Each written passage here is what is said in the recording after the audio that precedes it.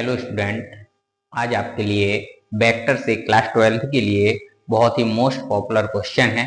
तो देखते हैं क्वेश्चन को किस प्रकार से सॉल्व करते हैं। आइए क्वेश्चन को देखें।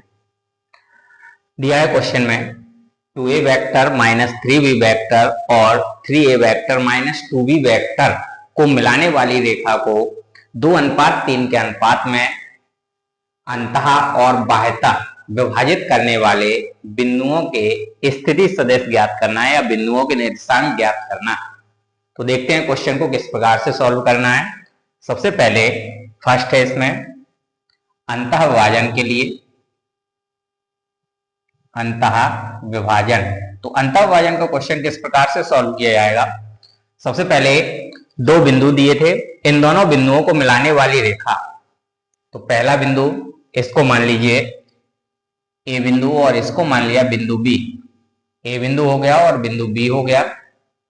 इन दोनों बिंदुओं को मिलाने वाली रेखा ए बी हुई। इसको 2:3 के अनुपात में एक बिंदु अंतः विभाजित करता है, ये मान लिया पी बिंदु, जो कि ए और बी को 2:3 के अनुपात में अंतः विभाजित करता है। तो यहाँ पर विभाजित करने वाले बिंदुओं के निर्देशांक ज्ञात करना है।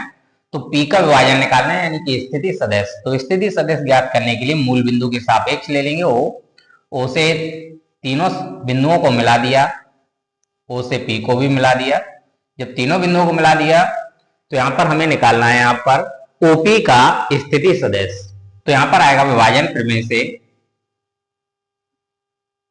विभाजन प्रमेय से, विभाजन प्रमेय से ओपी वेक्टर बराबर 3 का मल्टीप्लाई ओए वेक्टर में, तो 3 इंटू ओए वेक्टर प्लस 2 का मल्टीप्लाई ओबी वेक्टर में, 2 इंटू ओबी वेक्टर अपॉन 2 प्लस 3। तो आ जाएगा 3 ओए वेक्टर, ओए वेक्टर दिया है 2a vector minus 3b vector और 2 ओबी वेक्टर है 3a vector plus minus 2b vector, तो माइनस 2b वेक्टर आ गया अपॉन 3 प्लस 2 हो जाएगा अपना 5, 3 से multiply 6a vector minus 9b vector plus 6a vector minus 4b vector upon 5। तो यह आ गया 6 प्लस 6 12, 12b वेक्टर और ये हो जाएगा 9 4 13b वेक्टर अपॉन 5। तो यह आ गया ओपी वेक्टर। ओपी वेक्टर का स्थिति सदिश कौन से विभाजन के लिए फाइंड हो गया। हाँ, तो अब सेकंड पार्ट है इसका बाह्यता विभाजन के लिए। तो देखते हैं बाह्यता विभाजन किस प्रकार से सॉल्व किया जाएगा। हेडिंग रहेगी इसमें सेकंड नंबर बाह्यता विभाजन, बाह्यता विभाजन। और बाह्यता विभाजन में किस प्रकार से सॉल्व किया जाएगा कि स्थिति सदिश निकाल पाए। सबसे पहले दो बिंदु हुए पहला बिंदु ए बिंदु और एक बिंदु बी है। तो सबसे पहले इसको मान लिया बिंदु ए, इसको मान लिया बिंदु बी। ए बिंदु का स्थिति सदिश दिया, बिंदु बी का स्थिति सदिश दिया। एक बिंदु लेना है अपन को पी बिंदु। पी बिंदु बाह्यता विभाजित करता है, इसलिए रेखा के बाहर स्थित है। तो ये हो गया बाह्यता विभाजन।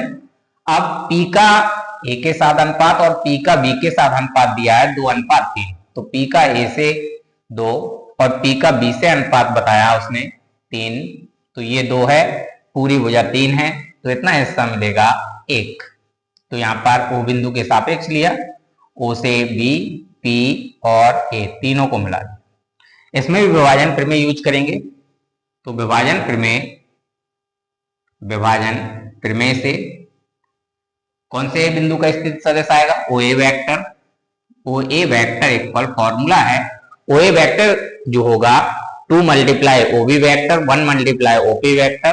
तो आ जाएगा 2 OB vector plus 1 into OP vector upon 2 plus 1 equal 3। OB vector के लिए वैल्यू दी गई है 3a vector minus 2b vector, 3a vector minus 2b vector put किया प्लस 1 मल्टीप्लाई ओपी यानी कि ओपी वेक्टर फाइंड करना है जो बाह्यता विभाजन बिंदु है अपॉन 3। ओए वेक्टर भी मालूम है, तो ये रख दीजिए 2a vector minus 3b vector cross multiply यानी कि दोनों साइड 3 से मल्टीप्लाई करना है। तो ये आ जाएगा 6a vector minus 9b vector equal 2 से मल्टीप्लाई इसमें 6a vector minus 4b vector plus OP vector. तो ओपी वेक्टर आ जाएगा, OP vector equal, side change कर दीजिए इनकी, तो यह आ जाएगा 6a vector minus 9b vector minus 6a vector plus 4b vector. तो ओपी वेक्टर की वैल्यू क्या आ जाएगी, 6a vector minus 6a vector cancel हो जाएगा, 9b vector plus 4b vector minus 5b vector. तो ये हो गया बाह्यता विभाजन में ओपी बिंदु, और अंतः विभाजन में निकाल ही चुके थे, तो दोनों